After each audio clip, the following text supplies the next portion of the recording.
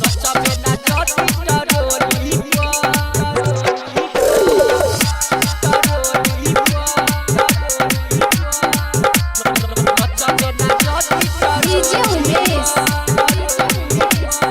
Recording studio खुजरी बाजार। आई छही साटा पे नाचे के लागल जवानी अभी नाचे के लागल जवानी अभी नाचे के आई छही साटा पे नाचे के लागल जवानी अभी नाचे के 2000 ले ले भाड़ा भले गोली मार दे गोली के हुना बोली नचबे ना जदी टरोली मार दे गोली के हुना बोली नचबे ना जदी टरोली नचबे ना जदी टरोली नचबे ना जदी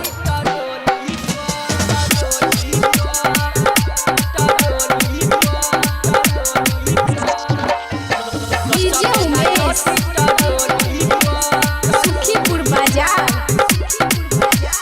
हमारा के पूछना ऐसा कैसा नीचा से ऊपर ले ठोक देबो पैसा हे के ऐसा नछी तू कबर हिलवले कखी सचौरा सब नजर टिकवले हम तीन बानी दिल फसल चोली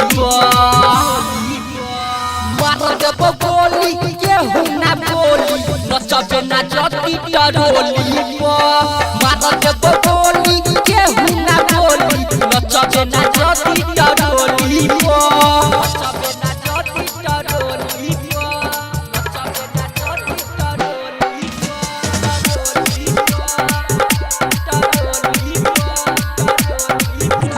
डीजे उमेश सुखीपुर बाजार।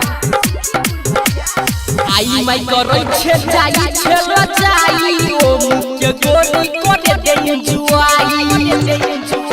के सीरियस समझ ही प्यार वाला के सिकेली के दे माता आई चंदन रोहित के हटी जे वाला के नाची गोरी बोली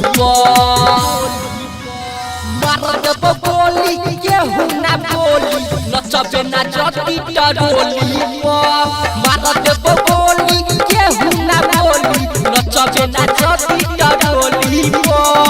आई छही साटा पे नाचे